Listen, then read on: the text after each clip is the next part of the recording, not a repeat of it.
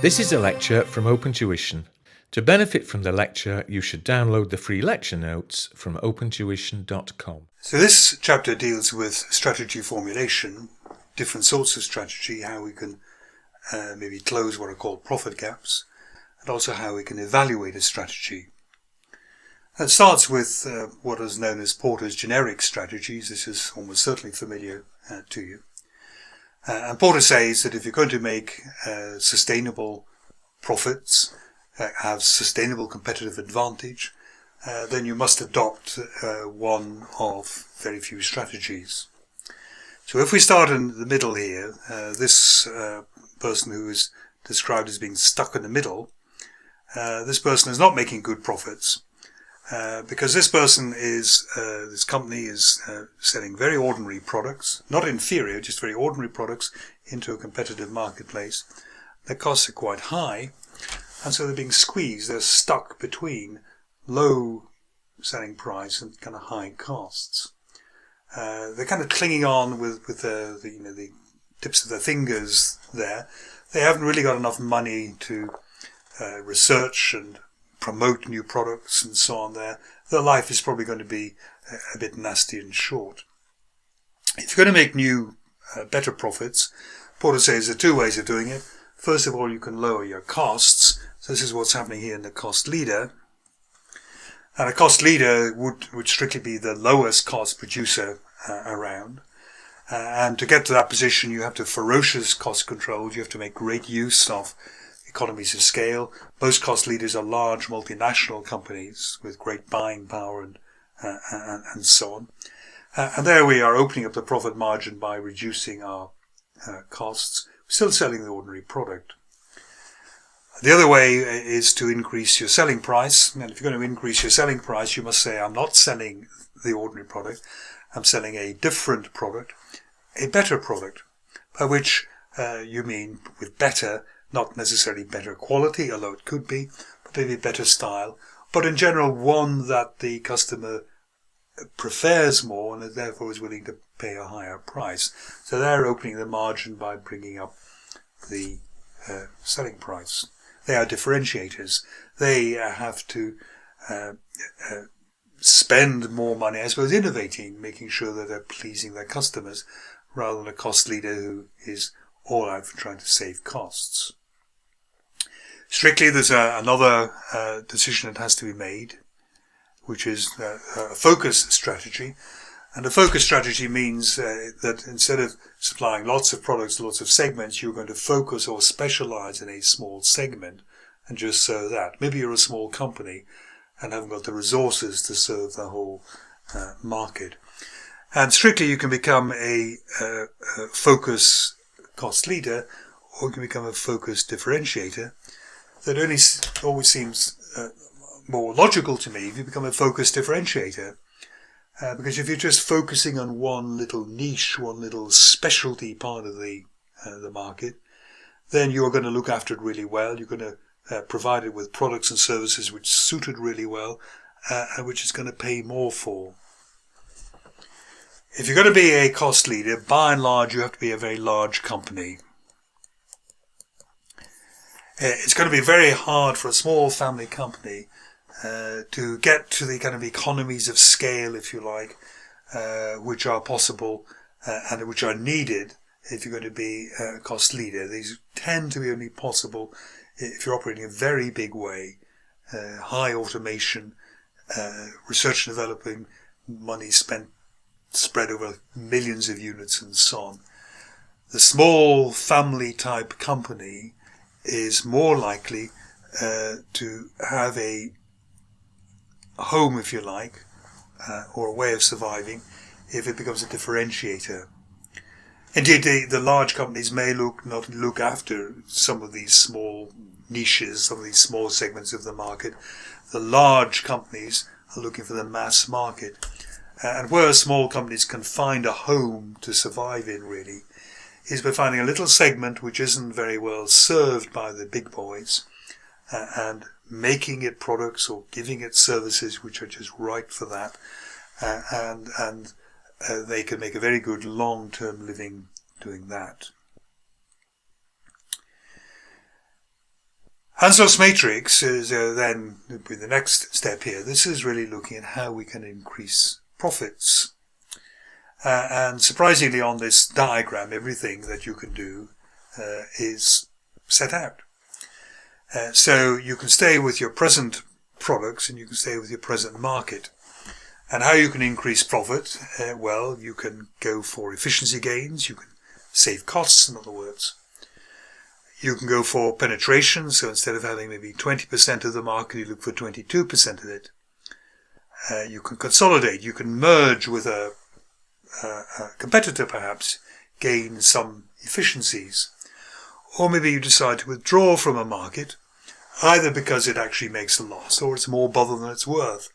And we did talk when we're looking at customer analysis, customer portfolio analysis, on customer profitability analysis, that there may be some customers who seem to make a profit, but by the time you bring in all the costs of kind of looking after them and dealing with them and so on, you're not making very much out of them at all. So you might actually decide to withdraw from that market and concentrate your resources on more lucrative, more profitable markets. Now, in this top quadrant here, this top left-hand quadrant here, it's generally low risk, low return. You're not going to be doubling profits anyway here. You're not going to kind of double your market share from 20% to 40% easily because the competitors will retaliate. You're not going to save kind of half your costs by efficiency gains.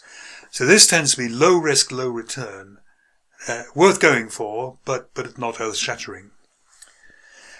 The next ones we can look at is product development and market development.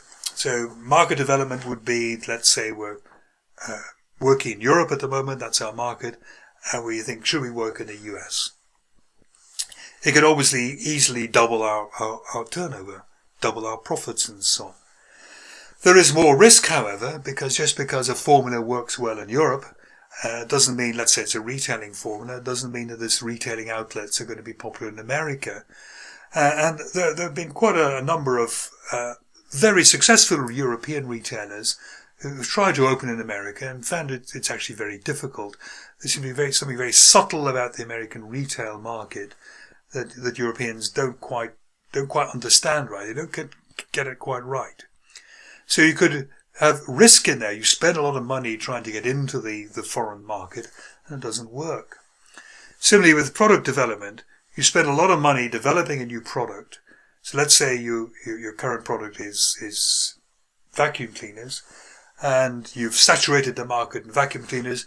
You decide to bring out washing machines. There is a danger that just because you've been successful with your vacuum cleaners, you're not going to be successful with the washing machines. And again, you've spent a lot of money developing those. So higher risk, higher return. And then down here you have the highest risk, higher risk return quadrant. We're going into something either completely different, which is unrelated diversification, or something which is a bit different, which is related diversification. And because we're straying into areas that we know kind of nothing about or very little about, there is a much greater risk that we get it wrong. I'll be coming back to looking at diversification in a couple of slides' time. Now, Ansell's matrix can be linked to what is called gap analysis. So gap analysis works like this. Here you are, you submit your budget to head office. Your budget looks like an 8-year budget here. This is your forecast. Email it to head office, and within about 15 minutes back comes an email saying, no, this won't do at all. If you want to keep your job, this is a target you must aim for up here. And of course, what we've got in here is the gap. And we have to think, how are we going to close this gap? And there are a number of different ways, really mirroring what was on the Ansell's matrix.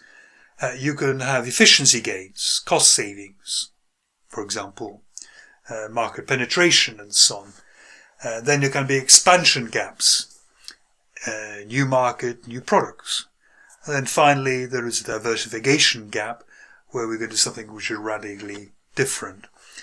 So gradually, by using a number of these different methods, we can maybe bring our profits up to what head office wants, or indeed what our shareholders want. What we need to do is to find some way of evaluating our different options. So we could develop a new product, we could go into a new country, we could merge maybe with a competitor and so on. Which one of these should we do? Because we mightn't be able to do all of them. We mightn't have the resources, for example, to do all of them. And Johnson and Scholes here come out with a very simple 3-step method of trying to evaluate strategies. They say, is it suitable? So if you were thinking of expanding abroad, one of the markers of suitability would be, is the country we're thinking of going to, is the economy picking up? Or is the country we're thinking of going to, what's the competition like there? Because if the competition is fierce there already, then we're going to have trouble. So is it suitable for almost the environmental situation that we're in? Acceptable. Is it acceptable to our stakeholders? So, for example, our shareholders. Our shareholders might be shareholders because what we produce for them is very dependable dividends. We don't take any big risks, and they like us because maybe their pension depends on getting these dividends. And suddenly we diversify into something radically different. We invest a lot of the profits instead of paying dividends into this new subsidiary. And that could be very unacceptable to our shareholders. We might do something which is unacceptable to our customers. We might decide to open up call centres abroad, which customers find difficult to use. Maybe we instead of having a real presence on the high street, we go to internet only. And maybe some of our customers don't like that because they like to go and examine the goods before they buy them. It might be unacceptable to our employees. We might want to go from operating 8 hours a day to 24 hours a day, but we have to persuade our employees to do that. And of course, we're going back to looking at stakeholder analysis. What is the power? What is the interest of the stakeholders? Are they key players? To what extent do we have to, work very hard to get them on side? And finally, there's feasibility. Can we do it? Do we have the money to do it? Do we have the expertise to do it?